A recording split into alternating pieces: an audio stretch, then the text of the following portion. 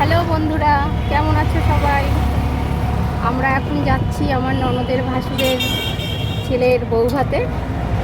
তো আমরা কেমন সেজেছি সেটা দেখানোর জন্য একটু ভিডিও করলাম, দেখে নাও সবাইকে।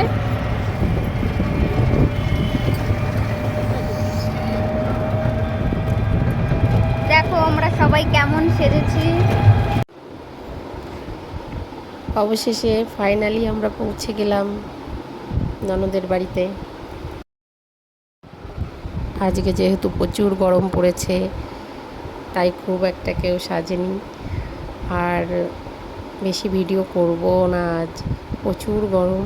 আমরা যেহেতু অনেক দূর থেকে এসেছি, তাই এখনও বেশি লোকজন আসেনি। আমরা একটু তাড়াতাড়ি এসেছি।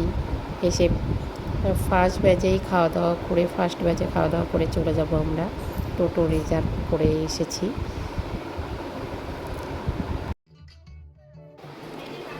চলো তোমাদের একটু এবার বন্ধুরা ঘুরে দেখাই।